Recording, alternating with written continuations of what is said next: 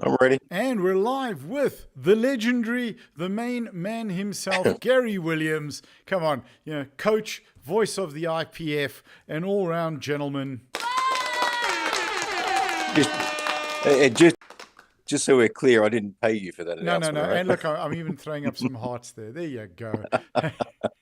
Gary, welcome back to Coffee and Conversations with Champions. It's epic to have you here. We had to pick the colors above for the name because obviously there's a certain young lady in your life who is fond of the color green. So Well, we've got to keep the branding. We've got to keep the branding going, man. 100%. We'll actually swap out the red then for green. Make that easier. So how have you been, dude? There's a lot that's been happening. We've got a lot to chat about as well. Yeah, it's been a busy start to 2026. Yeah, I mean, it wasn't really that long ago we chatted, but a lot's happened in the last a few months, and a lot more happening as well. A lot of stuff in sport and a lot of stuff outside of sport as well. Absolutely. So I think let's kick it off because there's quite a big announcement to make. You can hear, I always wanted to be a 1970s DJ with my silly sound effects. So we've been chatting sort of over the last year or two or three, and some really cool stuff happening because you've been focusing a lot on other projects, also on the speaking, but you're coming back into coaching and basically offering these services worldwide, which I think is absolutely fantastic. I don't think there's anyone in the IPF who has that level of closeness for that amount of time compared to you doing the announcing, being that close to the platform, seeing that many lifts must be absolutely amazing to help you and just develop and watch and keep that eye in the game as a coach. So a couple of big announcements. Let's kick it off. Tell us about the coaching. What's happening? Yeah, most people know me. I've been coaching for too many decades to count, but I think it's 8. yeah. I look really good for my age, though. Smashing. Yep. But and you make a good point. I mean, sitting that close to the action actually, as a coach, gives me a great perspective on things as well. So yeah, we took a break from coaching for several years. But yeah, after over the last several months, over the last year, and talking with you a lot and talking with other people, they've made the decision to come back to coaching again. We're taking a real global approach. Yep. Cool. Yeah, so we're back to coaching and building up our clientele. We'll be coaching globally, so it doesn't really matter where you are in the world. You could reach out to me, and we'll discuss details, set things up, and get you on track. And so we our big focus obviously is powerlifting, but we also coach in strength and conditioning and general fitness as well. And so I that's think, not big. in what we've chatted about over the last couple of years, I don't know, for those who don't know you, don't really realize what a big deal this is and what a great opportunity it is. And really very cool for us to be chatting about this now and putting it out to the public, because I think let's chat about your background in sport a little bit. The fact you've been lecturing in it, and you've got great expertise in training coaches and athletes as well, not just athletes. And over the years, you're just the expertise that you've developed. So give us a little bit of a background for those who may not know you. Yeah, I've been. I consider myself to be very privileged. I've been very lucky in life. I mean, I started in sport when I was a young kid. Been involved in strength sports pretty much my entire life. Got into coaching. Obviously, went to university as well. So background in exercise physiology, exercise science, occ therapy, physical therapy, and public health as well. So it puts me in a great advantage to be able to apply a lot of that evidence-based knowledge and evidence-based practice as well. So I've been involved in sport as an athlete and a coach for a really long time as well. Our coaching philosophies are a little bit different than some others as well. But we work really closely with every athlete we work with. developing their needs and what works for them, what works best for them. Yeah, so we're not a cookie cutter approach sort of thing. I mean, I'm not a big fan of that term, but I guess it's the best term. Um, you know, there's you'll see a lot of stuff on the internet all the time, and it's I think it's really difficult for athletes at the moment because there are so many things on the internet, and there's so many tips and advice, and do this for your bench, do this for your squat, and so you've got a lot of young athletes that are trying to fit a million things into their programming, and this guy says this works, this guy says that work, and at the end of the day, I like to really try and find what works for that specific athlete, and that's not always going to be, what one guy says is best and what one guy says doesn't work. It's what works best for that person. How we manage their programming, how we manage their load, how we manage their longevity is completely individual. Recovery rates are different between people. Expectations. Athlete education is really important. Knowing what the long-term goals are and how to work towards those as well. Getting people to realize that you're not going to become a world champion overnight. Especially in powerlifting, it takes years of training and perfection. And if we go into equip lifting, then that's even more challenging. It's more than just building strength. It's a case of every day, every week, every month, learning more about how to get the most out of the equipment as well. I've been involved in equip lifting for a very, very long time, and every competition I go to, I still learn something new. So we try and deliver that and bring that to everyone we work with as well. I think I love what you said about equip lifting, and I think you saw me chuckling there. And the reason, obviously, for the chuckle is having experienced equip lifting and having had the opportunity to spend time with a lot of equip lifters, like Mike, chatting with Mike Rodriguez, about the lifting, and John Tarani, especially with the masters, who the guys really love this stuff. And not to tease Mike, but when you put your deadlift suit on for squats and feel a little bit off, even for experienced lifters, this can be something that's quite challenging. Equipped lifting is, for me, particularly in the bench, is like trying to balance 300 kilos on a knife, on the edge of a knife blade, while walking on a tightrope of dental floss. It's like when you find that perfect micromillimeter groove, it works like nothing else. But if you don't, then it can really be problematic. What is it that makes the equipped lifting so exciting for you? And then let's look at it from your coaching point of view as well. As if athletes are considering equipped lifting, why should they start looking at it? Yeah, I mean, what I find most exciting about equip lifting, I think equip lifting allows us to push beyond, what would usually be, I guess you could, refer to as human limits. Equip lifting allows us to push beyond that, and there's a lot of misconception out there among spectators, I guess, that have the idea that equip lifting it's the equipment doing the work. And it's not real lifting, and that is a big misconception. The equipment certainly gives us a small assist, but that assist is not taking over the lift, particularly. And I think I'll use bench as a great example. That bench shirt gives you a nice little pop off the chest for about an inch and a half. Then it's up to you to do the rest. Yep.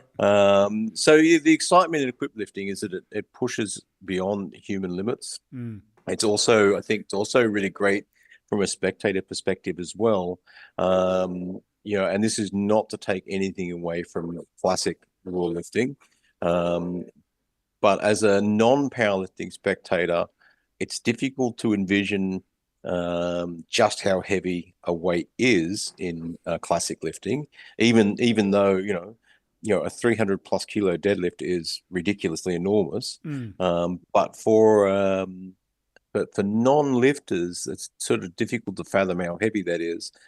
But when you move to equip lifting, and you've got these enormous squats and enormous bench presses, it's very easy for a spectator to acknowledge that that's an enormous amount of weight. I mean, we saw We saw Oliver Dahlquist break the Mm. world bench record, in the 105 kilo class, 300 and I think it was 326 kilos, if I remember rightly. I mean, that is an enormous bench. That's more than 3 times body weight, Yeah. holding that above your face. So even a non-lifter can comprehend that. Mm. Mm. So I guess that adds the excitement. From a coaching perspective, if you're looking at getting into equipped lifting, I would definitely encourage it. It is an enormous amount of fun. It does take an enormous amount of courage as well. And get into it as soon as you can, because the reason for that is you can't just throw on a squat suit or throw on a Mm. bench shirt or throw on a deadlift suit and add 50 kilos to your lift. It takes time and takes patience, and it really does take significantly specialized coaching. Yeah. I wouldn't, anyone getting into equipped lifting, I wouldn't recommend going to just any coach. Find a coach that has significant equipped lifting experience and coaching experience, because it's not just about the programming. It's about the equipment as well. It's about helping you learn and develop your skill set in the equipment. And we all know deadlift, for example, is one that probably takes the longest to really Get down to figure the out how bar. to get any. Well, yeah, there's that, and but to even to figure out how to get anything out of the equipment Yeah. in deadlift, you will see a lot of equipped lifters come out in equipment for squat, come out in equipment Mm-hmm. for bench press, and deadlift raw, Yeah. because the equipment in deadlift, if you're not using it right, ends up taking weight away from you. Mm-hmm. So yeah, if you're getting into equipped lifting, and I really do recommend it, it is an amazingly fun sport, great community of people as well. But get into it early, get a coach, start learning about how to use the equipment, and just start off simple. Get into some suits. Don't focus on adding massive weights to begin with.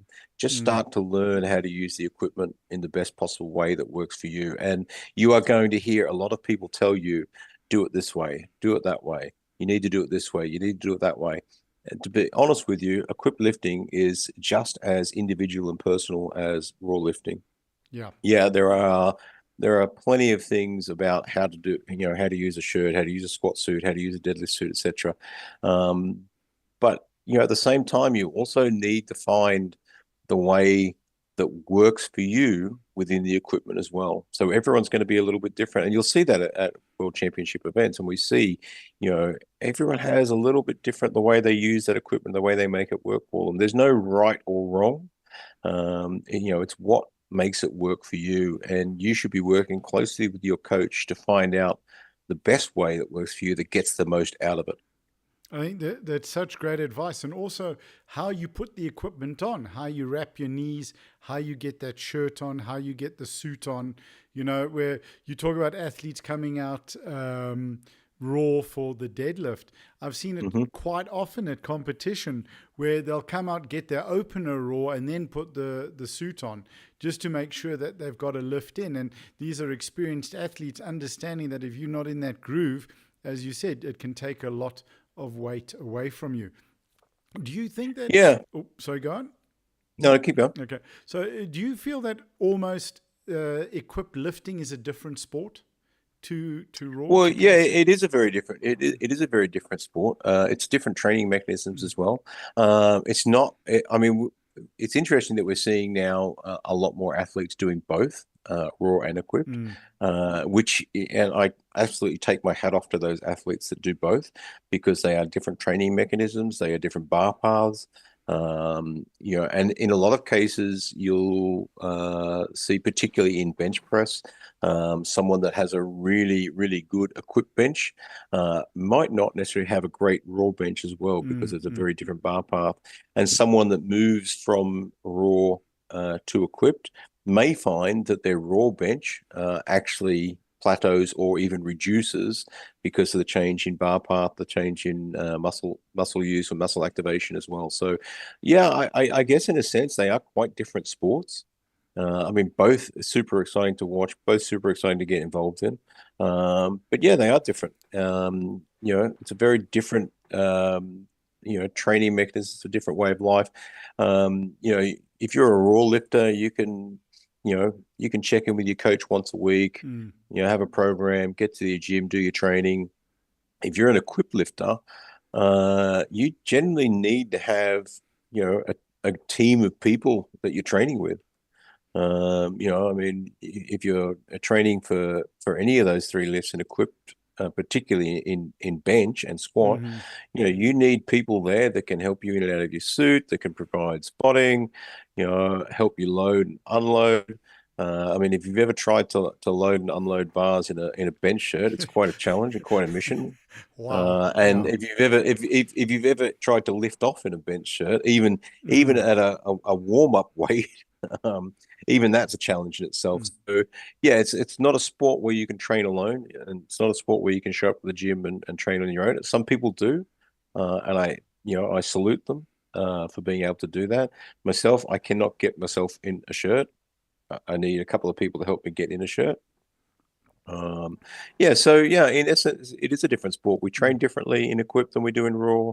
Um, even competition wise, we're doing the same three lifts, but warm up structures and back in the warm up room, it's a different world out there in equipped. Mm. Mm.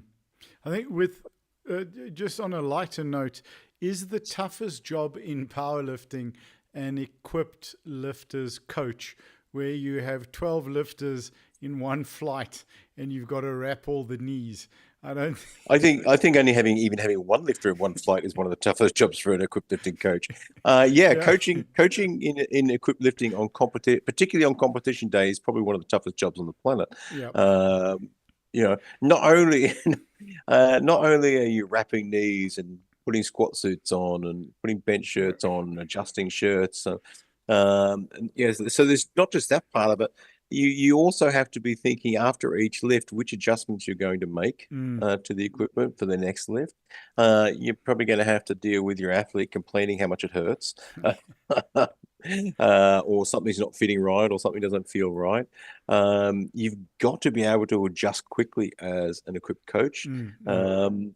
The equipment we're using, suits and shirts are quite a particular fit. Mm. And if you're traveling to world championship events and you've dropped a couple of kilos during travel, or put on some weight, or hang on to some water, suddenly all your equipment fits differently. So Mm. as a coach, you have to be able to manage that in a way that doesn't play with the athlete's mindset. Right. And in Gareth Bentley's case, you have to do all of this in Crocs. So Yeah, yeah, yeah, yeah. I will never remember I will never forget his cowboy Crocs in yes. Texas. They have Garrett. They have scarred me for life. Legendary status, absolutely Yeah, we'll call it legendary. legendary status. So there's also some cool stuff happening now with you and the announcing. Is there anything there that you can share with us? Yeah, so obviously we're trying to step up a little bit and do a little bit more in commentary and in sport and in powerlifting. Mm. Sorry, So with the uh, commentary, not the announcing. Two very yeah, different things. and Mm. I actually have a call after this with Powerlifting India.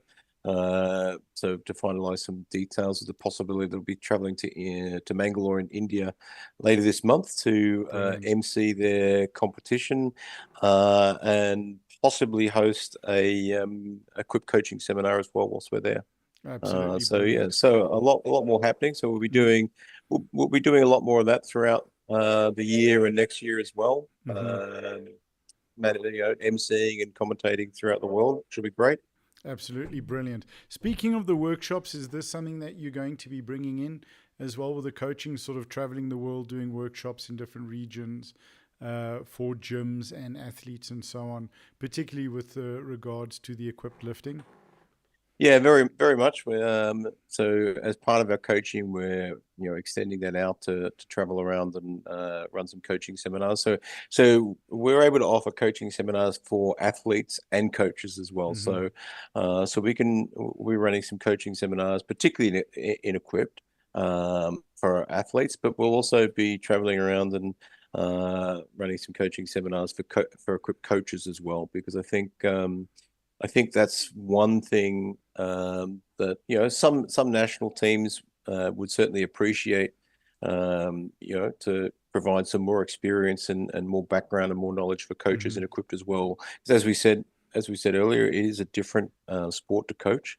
It's a lot more involved. It's a lot more technical. It's not just a case of being able to program. It's it's not your general linear programming cycle, and we just add some weight each week and things like that. It's a lot more complicated in equipped lifting in that. And then, of course, on top of that, you have the coaching about equipment and how to use the equipment as well. So yeah, we'll be out and about. Probably have a few seminars around the world this year for athletes and coaches as well. So if people want to contact and reach out to me, they certainly can. We can discuss running some seminars for gyms, for national teams, for different groups, whatever they need, and we can work out things and numbers and talk about doing some stuff together. Smashing. And I think just a question, and coming from a South African point of view, and I know having chatted with some of the Brazilian guys that are also competing classic and trying to get into equipped, the biggest stumbling block is cost of equipment. We've seen the UK, the British team, really grow and develop because they put all of their old equipment in a pool, and then the athletes can use it and share it. Where I think there's big fear in South Africa, as an example, is if I buy a shirt, as an example, or I buy a suit, and it's not the perfect fit, it's a waste of money, and I've wasted tens of thousands of rands.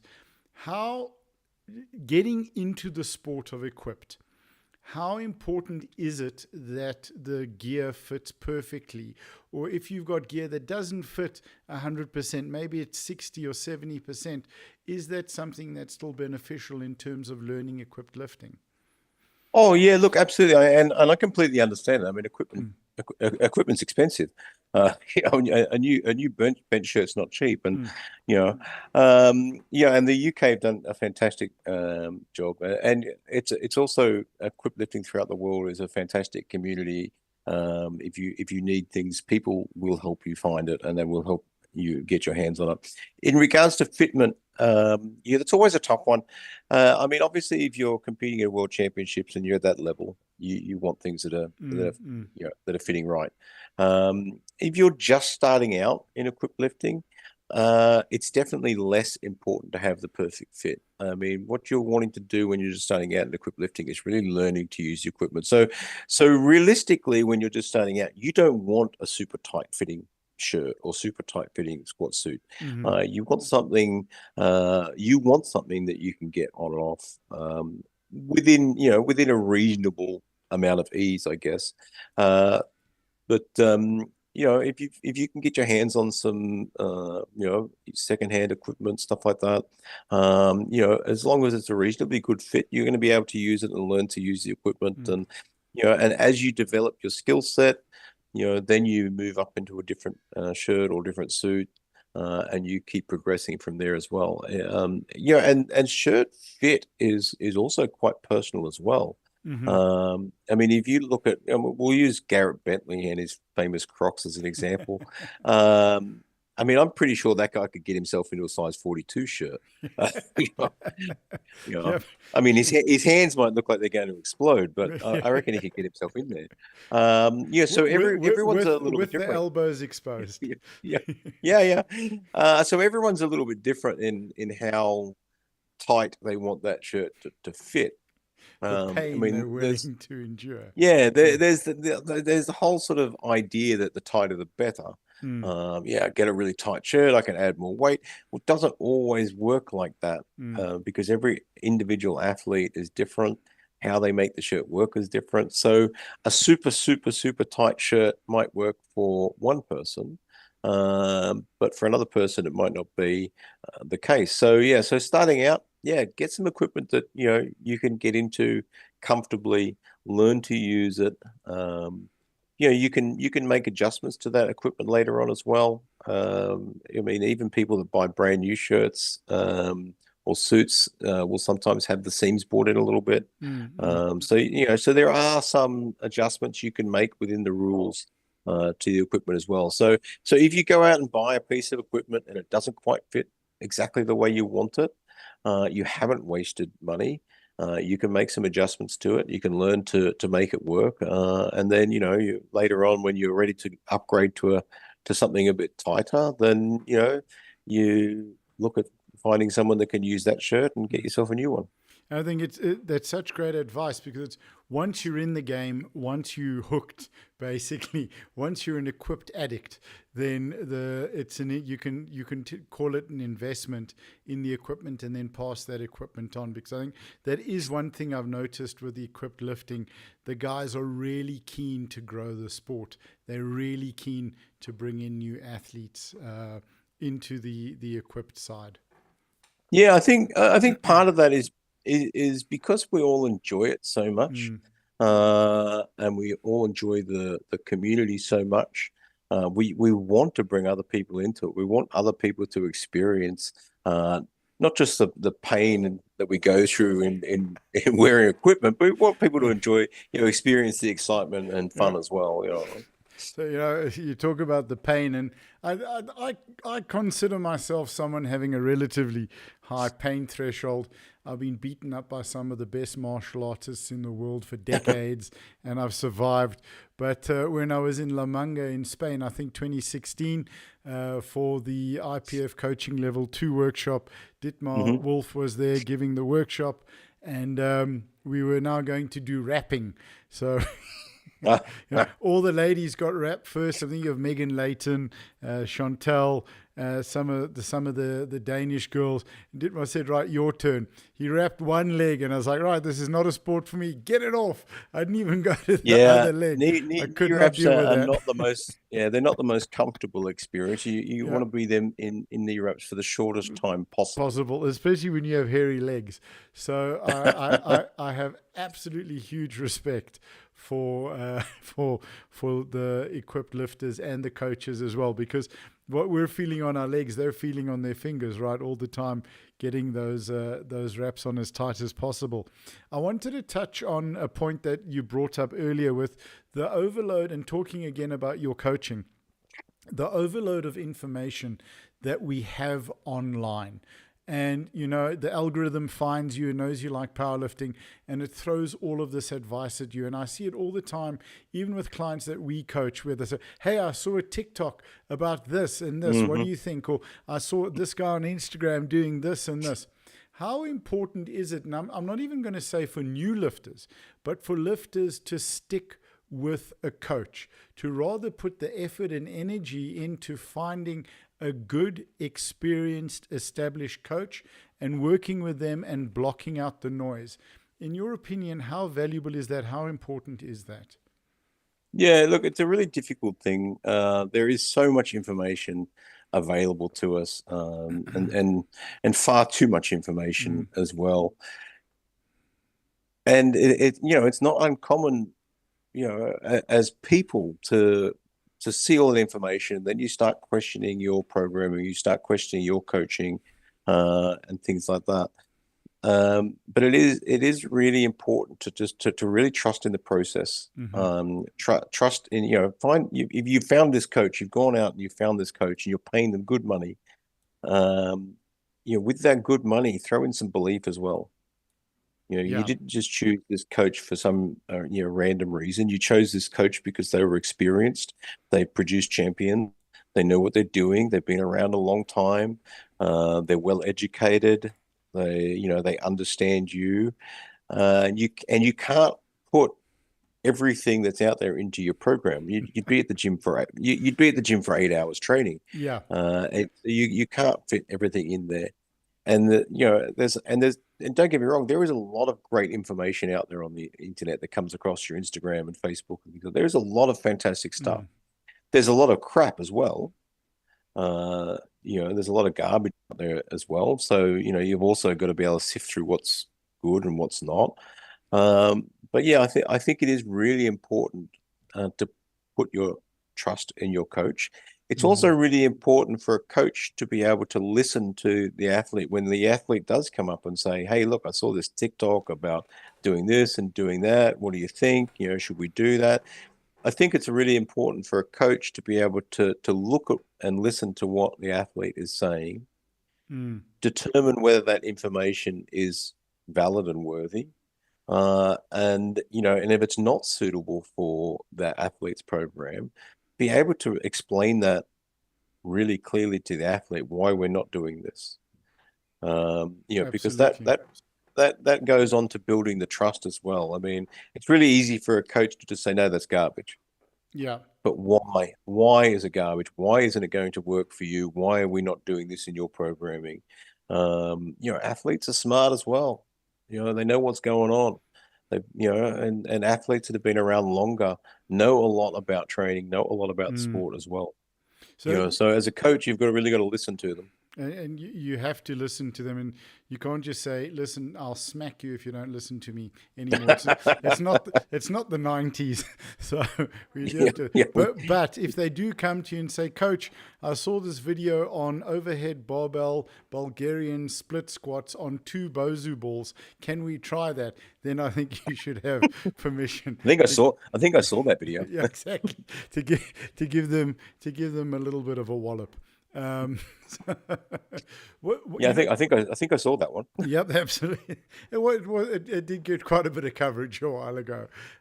How important, coaching is one thing, but if an athlete is looking to compete, how important is platform experience and competition day experience for a coach to have?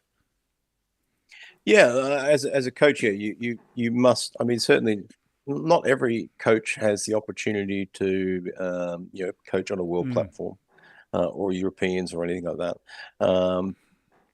But coaching on the platform, that experience is essential. If you've got athletes that are wanting to compete, then you need to have that experience. Whether that experience comes together with your athlete and you experiencing it for the first time and building that trust and that relationship over time together, or whether that's experience you've had as assistant coach and throughout the years. But getting that platform experience, because it is a different world. Coaching on a platform as well. It's more than just managing your athlete. You've got to be able to read the numbers. You've got to know what's what, who's where. You've got to know your athlete well enough to know what they can and can't handle. So when you're coaching on the platform, there is a lot going on out there. You've got to manage your warm-ups. You've got limited time for warm-ups. You've got to know when your lift is next. You've got to be, when your athlete is competing on the platform at a competition, be it the first time, be it the 10th time, be it the 100th time, I use this sort of term lightly as not an insult to the athlete at all, but their brain switches off. Their brain switches into competition mode. And the athletes, the athlete's job is not to be thinking about everything else. The athlete's job is to be thinking about lifting. Are you listening, athletes? Athletes, are you listening? That's the athlete's job, thinking and listening to their coach. The coach's job is to manage everything else. So if an athlete is late to a platform, that is the coach's responsibility, not the athlete's responsibility. I know myself when I've competed, my brain switches off pretty much completely. I am solely focused on getting out there and hitting that lift. And the person that's coaching me for the day is the one telling me, right, you need to put your shirt on now. We need to do this now. No, your next lifter. Get here, get ready. Chalk up, do this. And I thank them for it because, if it wasn't for them, I probably wouldn't even make it to the platform. I'd still be out the back warming up something, doing something. Snacking, 100%. So platform experience is essential because it's a completely different world, and it takes time to develop that experience as well. Every time I coach, I still, add new things to my knowledge base and repertoire, and I've been doing, coaching at world championship levels for a long time. I think it's such an important point, and I'd like your thoughts on how valuable is it for young lifters, for new lifters, or even experienced lifters to volunteer to help, to come in as handlers, to get that experience on handling other athletes on the platform, particularly if they're wanting to look at moving into coaching. How valuable is volunteering and offering to help out within the rules of that competition and that federation? Yeah, if you can get yourself out the back in a warm-up room, helping coach, handling athletes, doing whatever you can out there, that is your essential experience. That's your Mm. grassroots. That's where it begins. Um, you know, you don't want to begin your platform career, coaching an athlete at a world championship for the first time you've ever been, a platform coach. So yeah, getting out the back, getting that experience out there, even if you're just part of the team loading weights, Mm-hmm. it's all experience and it's all part of the process as well. And it's all going to add to that knowledge base and that experience that you take with you when you're coaching.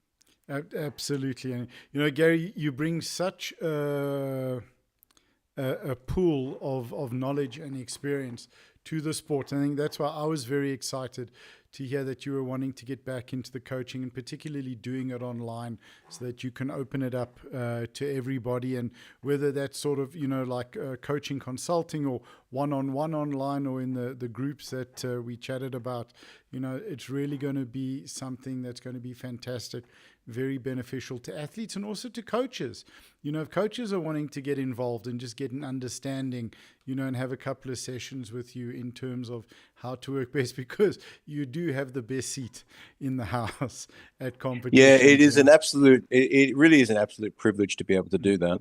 And it really does benefit the way I coach as Mm. well, because I do get to see, I get to see everything. I get to see everything on the platform. I get to see everything out the back. Where close connections Mm. and over the years I've made some great friends throughout powerlifting as well.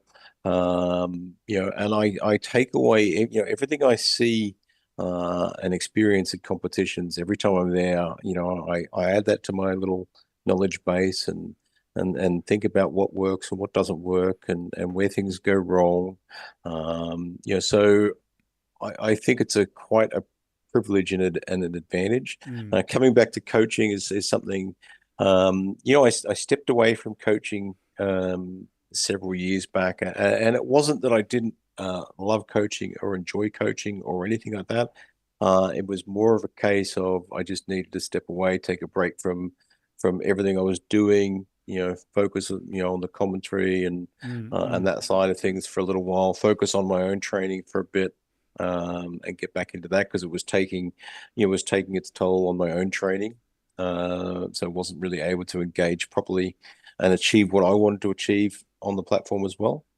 But now it's something I've talked about for quite a while and thought about and talked about with you for quite a while, is coming back to coaching. And the time 2026 is the year for it, I guess.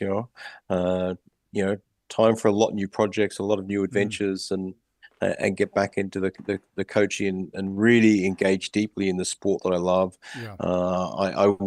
I want the opportunity to be able to share my experience and my knowledge from the past several decades. And just for the record, it's not been 8 decades. I do look very good. I do look very good for someone For who's 90 104. years old, Yeah. 104. I look Yeah. great, Um, but it has been more decades than I want We're to going to have count. to start calling you Um, Dan Oppenheim. yeah, Mr.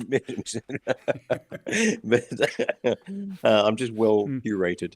There we go, Yeah, so 100%. yeah, I'm at the stage in I guess in my life where I want to give that experience and share that Mm. experience and make sure and if I can help athletes and coaches develop those skills in the best possible way, so that going on into the future we have a lot of great coaches coming through.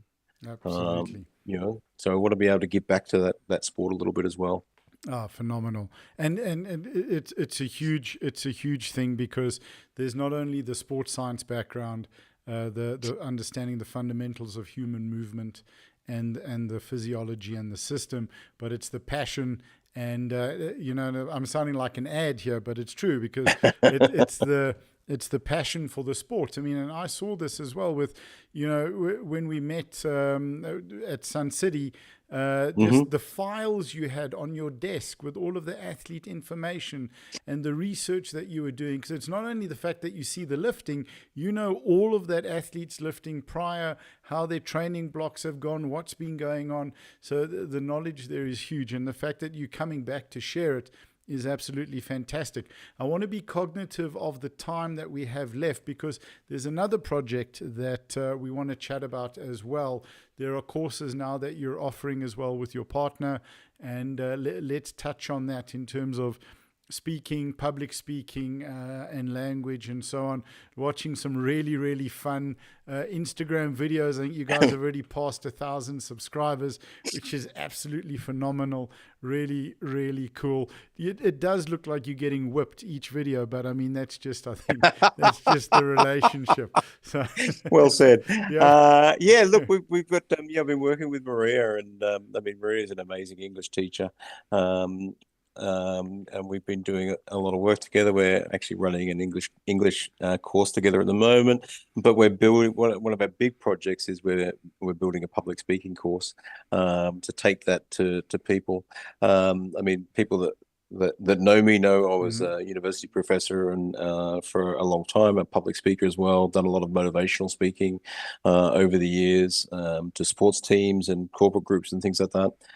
So yeah, we're stepping back into that world and developing a public speaking course that we're going to hopefully deliver in a few different places, and so that will be up and ready to go very, very soon as well. So we'll be wanting to deliver that to corporate groups, individuals, smaller groups, around the world, and really sort of find a way to give people that confidence and experience to be able to,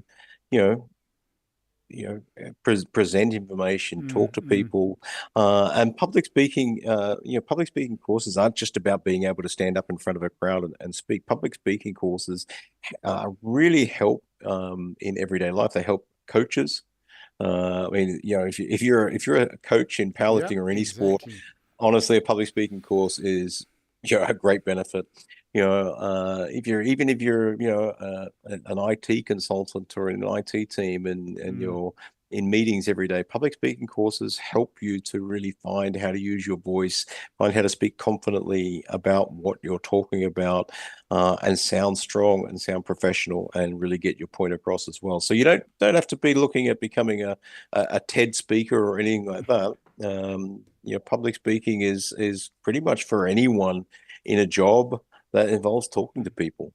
But I think it's even within powerlifting, I think we've both had a little bit of time in the sport, being kind to both of ourselves, and watching the sport grow and develop, and what social media has brought to the sport itself.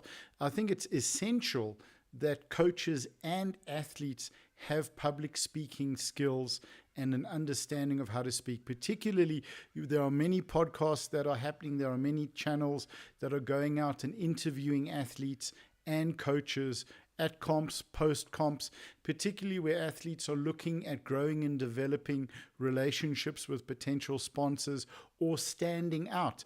An athlete or a coach who can speak correctly, who knows how to manage their pauses, who knows how to manage their breathing, who knows how to stay calm, all of the skills that are needed are going to be a far better representation of a brand, and that's what the brand is going to look for.